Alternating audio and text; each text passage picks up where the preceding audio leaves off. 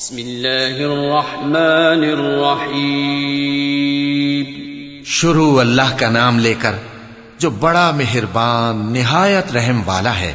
سبح اسم ربك الأعلى الذي خلق فسوى والذي قدر فهدى والذي أخرج المرعى فجعله غثاء أحوى سنقرئك فلا تنسى إلا ما شاء الله إنه يعلم الجهر وما يخفى.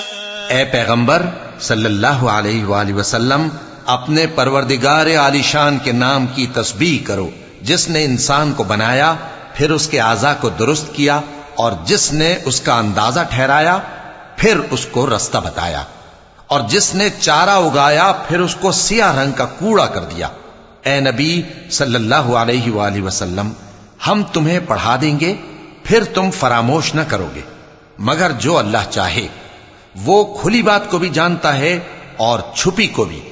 وَنُيَسِّرُكَ لِلْيُسْرَى فَذَكِّرْ إِن نَّفَعَتِ الذِّكْرَى سَيَذَّكَّرُ مَن يَخْشَى وَيَتَجَنَّبُهَا الْأَشْقَى الَّذِي يَصْلَى النَّارَ الْكُبْرَى ثُمَّ لَا يَمُوتُ فِيهَا وَلَا يَحْيَى قد أفلح من تزكى وذكر اسم ربه فصلى بل تؤثرون الحياة الدنيا والآخرة خير وأبقى إن هذا لفي الصحف الأولى صحف إبراهيم وموسى.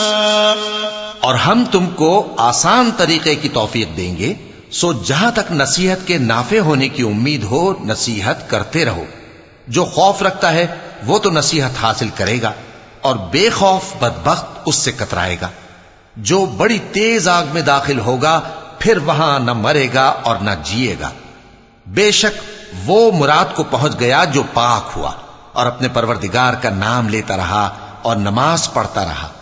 بات یہ ہے کہ تم لوگ تو دنیا کی زندگی کو ترجیح دیتے ہو حالانکہ آخرت بہت بہتر اور ہمیشہ باقی رہنے والی ہے.